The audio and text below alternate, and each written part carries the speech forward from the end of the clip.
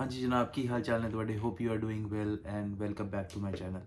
तो जी, मैंने बड़े दिन से वीडियो बनाई ही नहीं है और इसलिए नहीं बनाई क्योंकि काम था और फिर बीच में मुझे कोविड भी हो गया था, तो इस चक्कर में वीडियो बना नहीं पाया। लेकिन इस दौरान मेरे को काफ़ी क्वेश्चंस पूछे गए, काफ़ी क्वेरीज़ पूछी है, तो मैंने सोचा कि उन सारी क्वेरीज़ को और वो सारे क्वेश्चंस का जवाब दे देता हूँ। तो वो 5 क्वेश्चन जो मुझे सबसे ज़्यादा पूछे गए, उनका मैं जवाब देता हूँ। तो चलिए शुरू करते हैं।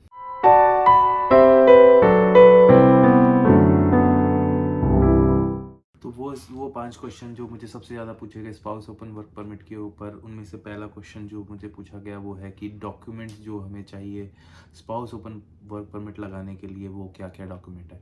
तो मैंने एक्चुअली पहले भी इसके ऊपर वीडियो बनाई है, लेकिन मैं दोबारा आपको बता देता हूँ वो लिस्ट, कंप्लीट लिस्ट क्या है, मैं आपको बता देता हूँ। तो ये जो लिस्ट मैं आपको दे रहा हूँ, ये कंप्लीट लिस्ट है, मतलब इतने मिनिमम डॉक्यूमेंट्स तो आपको चाहिए ही चाहिए। इसके अलावा 1-2 डॉक्यूमेंट एक्स्ट्रा हो सकते हैं जो आप केस टू केस वेरी करता है, बट ये डॉक्यूमेंट्स तो रिक्वायर्ड मिनिमम आपको चाहिए। तो पहले मैं आपको बताता हूँ कि इंडिया साइड से कौन कौन से डॉक्यूमेंट चाहिए। एक तो हो गया मैरिज सर्टिफिकेट, एजुकेशन डॉक्यूमेंट्स दोनों के, और एम्प्लॉयमेंट लेटर जो इंडिया में स्पाउस है, और सैलरी स्लिप्स उनके, बैंक स्टेटमेंट जो है पिछले 6 महीने का, वेडिंग कार्ड्स दोनों साइड के, आपके जो चैट्स, वीडियो कॉल्स, मैसेजेस होते हैं, टेक्स्ट मैसेज होते हैं या ईमेल, उनका स्क्रीनशॉट लगेगा। इसके अलावा जो आपके आईटीआर है पिछले 3 साल के, वो लगेंगे। सीएसए सर्टिफिकेट लगेगा, एक बैकअप डॉक्यूमेंट की आपके पास ये प्रॉपर्टी है। हालांकि आपके पास अगर नहीं है ये डॉक्यूमेंट तो कोई मैंडेटरी नहीं है, but just to show visa officer की आपके पास बैकअप है, तो सीए से एक सर्टिफिकेट ले लो, आपकी जो प्रॉपर्टी है मूवेबल इमूवेबल, उसका एवेल्युएशन करा के वो सर्टिफिकेट ले लो और वो अटैच करो। स्टेटमेंट ऑफ पर्पस, जिसे कवरिंग लेटर भी बोलते हैं हम लोग, वो बहुत इंपॉर्टेंट है, आप ताकि आप अपनी एक एक डिटेल्स जो है वो वीज़ा ऑफिसर को बता पाओ कि ये आपका केस है, और आप उस वे से वीज़ा ऑफिसर को कन्विंस कर पाओ कि आपको वीज़ा क्यों देना चाहिए। ये तो होगा इंडिया साइड से डॉक्यूमेंट। अब मैं आपको लिस्ट दे देता हूँ कनाडा साइड से क्या क्या लिस्ट लगेगा। जो आपका क्या स्पाउस है वो जो कनाडा में है, उनका कॉलेज आईडी लगेगा, स्टूडेंट आईडी लगेगा, यूनिवर्सिटी या कॉलेज का इनरोलमेंट लेटर लगेगा, अकोमोडेशन या लीज एग्रीमेंट है अगर है तो वो लगेगा, स्टडी परमिट, इनविटेशन लेटर, जो कि स्पाउस जो कनाडा में है वो इनविटेशन एक लेटर बना के अपने इंडिया को भेजेगा अपने स्पाउस को, ताकि वो अपनी फाइल में अटैच करें। पासपोर्ट में जीआईसी बैंक का जो लेटर है, जीआईसी आपने डिपॉजिट की थी आने से पहले, वो डॉक्यूमेंट, और कॉलेज का ऑफर लेटर, एक्सेप्टेंस लेटर भी जिसे बोलते हैं। ये डॉक्यूमेंट्स जो है ये आपको लगेंगे ही लगेंगे, मिनिमम ये डॉक्यूमेंट्स लगेंगे। इसके अलावा 1-2 ज़्यादा हो सकते हैं, कम ज़्यादा हो सकते हैं, जैसे कि अगर आपका कोई रिफ्यूज़ल लेटर था, पहले रिफ्यूज़ल आई है तो वो लेटर साथ में लगेगा, बट ये डॉक्यूमेंट्स जो है ये मिनिमम आपको लगेंगे ही। और जब बात आती है डॉक्यूमेंट्स की, तो आप डॉक्यूमेंट्स को स्कैन करके और उनको कंप्रेस करके वो डॉक्यूमेंट्स को लगाना है आपको, ताकि वो विजिबल हो प्रॉपरली। ऐसा ना हो कि आपने कंप्रेस करने के चक्कर में आपके डॉक्यूमेंट्स जो हैं वो ब्लरी हो जाए, तो वो डॉक्यूमेंट्स जो हैं वो नहीं चलेंगे। और या फिर आपने अपने मोबाइल से फ़ोटोज़ खींच लिए हैं, कैम स्कैनर से स्कैन करके मोबाइल से, और फिर आप वो डॉक्यूमेंट्स लगा रहे हो, तो ऐसा काम मत करना। आप जितने भी डॉक्यूमेंट्स अटैच कर रहे हो अपनी फ़ाइल के अंदर, वो प्रॉपर स्कैनर से उसे स्कैन कीजिए, और कंप्रेस भी करना पड़ेगा, क्योंकि आपकी जो पास जो लिमिट होती है वो 4 MB की होती है, या फिर अगर आप कंसल्टेंट से कराते हो तो वो 8 MB हो जाएगी। बट लेकिन जो आपको जो डॉक्यूमेंट जो आप लगा रहे हो अपनी फाइल में, तो वो कंप्रेस तो करने ही पड़ेंगे, क्योंकि बहुत सारे डॉक्यूमेंट्स हैं, तो ऐसा ना हो कि आप कंप्रेस करने के चक्कर में अपने डॉक्यूमेंट्स को है ब्लर कर दीजिए। तो चलिए बढ़ते हैं दूसरे क्वेश्चन की तरफ। तो दूसरा क्वेश्चन जो मुझे पूछा गया वो है फंड्स रिक्वायर्ड, कितने फंड्स लगते हैं अगर आपको स्पाउस ओपन वर्क परमिट लगाना है। तो इसके ऊपर मैंने एक्चुअली इसके ऊपर मैंने एक वीडियो ऑलरेडी बनाई हुई है कि मैंने कितने फंड्स शो किए थे, वो आप जाके देख सकते हो। इसके अलावा मैं आपको बता दूं कि फंड्स जो रिक्वायर्ड है वो कहीं मेंशन नहीं किया है कि कितने फंड्स होने चाहिए, but as per the general practice जो देखी गई है उसके हिसाब से 8 से 12 लाख के बीच में अगर आपके पास लिक्विडेटेड फंड्स हैं, जो कि पुराने हैं, 6 महीने पुराने हैं मिनिमम, तो वो एक तरह से आइडियल फंड्स माने जाएंगे।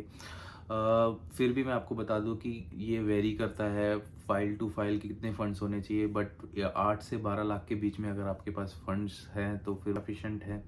अगर आपके फंड्स जो है वो एफडी फॉर्म में है तो आप अपनी एफडी को जब ब्रेक करो, क्योंकि कोई भी इतना बड़ा अमाउंट 8 से 12 लाख अपने अकाउंट में 6 महीने तक कोई नहीं रखता है ऑब्वियसली, क्योंकि आजकल आपको पता ही है बैंक के अंदर काफ़ी फ्रॉड हो रहे हैं। तो मैंने क्या किया था, मैंने जो फंड्स जो रखे थे वो मैंने अपने एफडी फॉर्म में रखे थे, और वीज़ा के फाइल 15 और 20 दिन पहले ही मैंने क्या किया था कि वो एफडी को ब्रेक किया था। एफडी ब्रेक करने से क्या हुआ कि सडन फॉल ऑफ, जो मतलब मेरे अकाउंट में जो पैसा आ गया था कि एक साथ दिखेगा कि 12 लाख ये जो भी मैंने फंड शो किया था 8 से 12 लाख, वो जो भी पैसा आ रहा है, फॉर एग्जांपल 10 लाख आपके अकाउंट में एकदम सडन दिखे, एंट्री आएगी 10 लाख रुपए की, तो वो वीज़ा ऑफिसर जो है वो अगर वो नरेशन में आ रहा है तो फिर तो ठीक है, लेकिन अगर उसको नहीं समझ में आया कि ये फंड्स जो हैं अचानक से कहाँ से आ गए आपके अकाउंट में, तो उसके लिए जब आपने प्री मेच्योरली अपनी एफडी जो है वो ब्रेक की थी, तो वो एफडी का जो सर्टिफिकेट होगा वो आप साथ में अटैच कीजिए अपनी एप्लीकेशन के अंदर, ताकि वीज़ा ऑफिसर को आप बता पाओ कि ये जो फंड्स हैं वो आपने जो आपकी खुद की एफडी थी इतनी पुरानी, 6 महीने से पुरानी जो एफडी आपके पास पड़ी हुई है वो ब्रेक की थी प्री मेच्योरली, तो वो फंड्स आपके अकाउंट में आए हैं। तो इस वजह से आप जो अपने फंड्स हैं वो अपने दिखा सकते हो।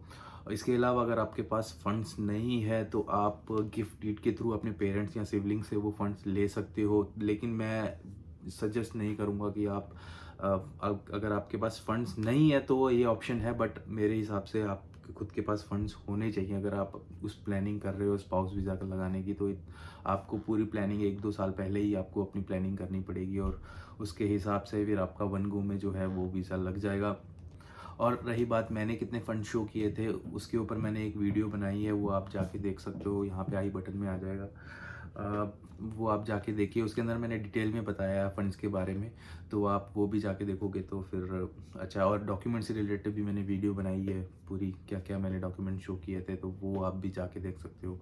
तो आगे बढ़ते हैं तीसरे क्वेश्चन पे, जो कि मुझे पूछा गया कि हमें स्पाउस ओपन वर्क परमिट की जो फाइल है वो कब लगानी चाहिए, या फिर साथ में लगानी चाहिए या अलग अलग लगाना चाहिए, या फिर एक सेमेस्टर के बाद लगानी चाहिए या पहले भी लगा सकते हैं। तो ये सारे क्वेश्चन एक ही है, तो मैं इसका जवाब दे देता हूँ। तो इस केस में आपको बता दूं कि आपको अपनी फ़ाइल जो लगानी है तब ऑब्वियसली जब आपके पास सारे डॉक्यूमेंट्स आ जाएंगे उसके बाद ही आप फाइल लगाओगे। अगर आपके पास इनकम्प्लीट डॉक्यूमेंट्स है उसके साथ तो आप फाइल अपनी लगा नहीं पाओगे। तो मैं सजेस्ट करूँगा, ये तो कहीं नहीं लिखा है कि आप एक सेमेस्टर के बाद ही फाइल लगा सकते हो, ये तो कहीं नहीं लिखा है, आप पहले भी लगा सकते हो। मैंने अपनी जो फाइल लगाई थी वो मेरी स्पाउस यहाँ आने के मैंने 1 महीने के अंदर ही लगा दी थी, क्योंकि मेरे पास सारे डॉक्यूमेंट्स आ गए थे। सिर्फ एक एनरोलमेंट लेटर था जो मेरी वाइफ को यहाँ आके उसके कॉलेज अटेंड करने के 10 दिन बाद मिल गया था।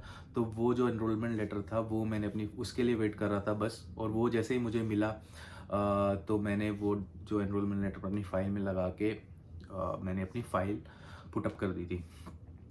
तो ये जो बोलते हैं बहुत सारे कंसल्टेंट मैंने देखा है, वो बोलते हैं कि आप एक सेमेस्टर रुकना पड़ेगा आपको तभी आप फाइल लगा सकते हो। तो ये आप वो गलत गाइड करते हैं, ऐसा कुछ नहीं है। आपके सामने सीधा सीधा एक एग्जांपल है, जो मैंने तो ऐसा कुछ नहीं किया था, मैंने आपको बताया 1 महीने में मैंने अपनी फ़ाइल लगा दी थी। और रही बात कि साथ में लगानी चाहिए या अलग अलग लगानी चाहिए, तो मेरा एक्सपीरियंस कहता है कि आपको अलग अलग लगानी चाहिए। पहले आपको स्टडी वीज़ा लगाना है, उसके बाद जब आपका स्पाउस यहाँ आ जाएगा फिर आप अपने डॉक्यूमेंट्स, तब तक आपको बस काफ़ी टाइम मिल जाएगा अपने डॉक्यूमेंट्स बनाने का और एविडेंस क्रिएट करने का। तो आप वो सब करके फिर आप अपनी फ़ाइल पुटअप करो, ताकि जो क्योंकि मैंने जो ट्रेंड देखा है यहाँ पे, देखा नहीं है कि स्पाउस जो साथ में आते हैं, वो रेयर केस होगा। अगर किसी ने मेरे पहले जो वीडियो बनाई थी उसके नीचे लोगों ने कमेंट किया था कि ये हमने देखा है, ये है वो है, तो हो सकता है उन्होंने देखा हो, पर मैं उनको डिनाई नहीं करता हूँ। पर मेरे हिसाब से मैंने नहीं देखा है कि कोई साथ में आ रहा है इंडिया से कपल स्पाउस पे स्टडी और ओपन वर्क परमिट लेके दोनों एक साथ लैंड किए हो यहाँ पे, मैंने नहीं देखा है। तो मेरे हिसाब से, क्योंकि मेरा एक्सपीरियंस है, तो मेरे हिसाब से आपको जो फाइल है अपनी अलग अलग लगानी चाहिए। तो चौथा क्वेश्चन मुझे ये पूछा गया है कि जब मैं अपनी स्पाउस ओपन वर्क परमिट लेके यहाँ पे कनाडा आता हूँ तो मैं कहाँ काम कर सकता हूँ, कितने घंटे काम कर सकता हूँ, क्या मैं अगर मैं एक प्रोविंस से दूसरे प्रोविंस जाके काम कर सकता हूँ कि नहीं कर सकता हूँ? तो इसका जवाब ये है कि आप जब ओपन वर्क परमिट पे आते हो तो आपका वर्क परमिट ओपन है। आप किसी भी एम्प्लॉयर के पास कितने भी घंटे काम कर सकते हो, इसके ऊपर कोई रिस्ट्रिक्शंस नहीं है। आप चाहे तो अपना एम्प्लॉयर चेंज भी कर सकते हो। अगर आप इस ए के पास काम कर रहे हो और आपको नहीं ठीक लग रहा, आप बी के पास स्विच कीजिए, नहीं ठीक लग रहा सी के पास कीजिए। कोई वो नहीं है, आप लिमिटेशन नहीं है, ऐसा कुछ की नहीं है कि एम्प्लॉयर जो कि क्लोज वर्क परमिट में होता है कि आप एक ही एम्प्लॉयर के पास काम कर सकते हो। अगर आप वहाँ से छोड़ते हो तो आपका वैलिड वीज़ा नहीं रहता है। लेकिन ओपन वर्क परमिट में आप कितने भी घंटे दिन रात आप काम कर सकते हो। और रही बात एक जगह से दूसरे जगह शिफ्ट होने की, तो भी आप कर सकते हो क्योंकि आपका जो वीज़ा है वो ओपन वर्क परमिट है। किसी भी एम्प्लॉयर के साथ कर सकते हो, कहीं भी कर सकते हो, आपका कोई रिस्ट्रिक्शन नहीं है। रिस्ट्रिक्शन सिर्फ एक है, जो आपके ओपन वर्क परमिट पे नीचे लिखा होगा कि आप जो रेगुलेटेड जॉब्स हैं वहाँ आप नहीं कर सकते। ऑब्वियसली आप डॉक्टर इंजीनियर, उसके लिए आपको ये लेना पड़ेगा, यहाँ का सर्टिफिकेशन लेना पड़ेगा। इसके अलावा कुछ रिस्ट्रिक्शंस और हैं, जैसे आप क्लब्स में, जैसे स्ट्रिप क्लब्स हो गया, यहाँ ये सब जगह आप काम नहीं कर सकते हो। ये रिस्ट्रिक्शंस है जो आपकी जो वर्क परमिट है उसके नीचे लिखी होती है। और पांचवा क्वेश्चन मुझे ये पूछा गया है, जो कि बहुत ज़्यादा पूछा गया है, कि मुझको ये कंसल्टेंट सजेस्ट कीजिए, अच्छा कंसल्टेंट सजेस्ट कीजिए जहाँ मैं अपनी स्पाउस ओपन वर्क परमिट की फ़ाइल पुटअप कर सकूँ।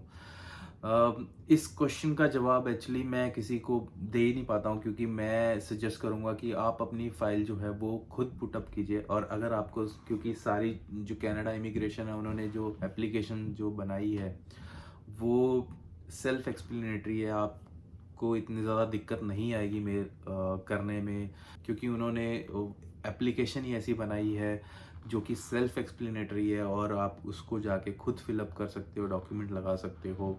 इन केस अगर आपको समझ में आता है तो मैं आपको सजेस्ट करूँगा आप किसी भी रेगुलेटेड कंसल्टेंट जो है इमिग्रेशन ऑफ कनाडा, आप उससे अपनी फ़ाइल लगवाइए, ना कि किसी नुक्कड़ में कोई जो आपका कंसल्टेंट बैठा है उससे आप फ़ाइल लगाओ। तो वो ऑथराइज्ड हैं एक्चुअली आपको हेल्प करने के लिए आपकी इमिग्रेशन एप्लीकेशन के अंदर। तो आपको अगर अपनी फ़ाइल लगवानी भी है, अगर लगानी ही है, और तो आप regulated immigration consultant of Canada से लगवाइए। और अगर बात रही कि आपको वो कहाँ मिलेंगे, तो आप कनाडा इमिग्रेशन की साइट पे जाइए।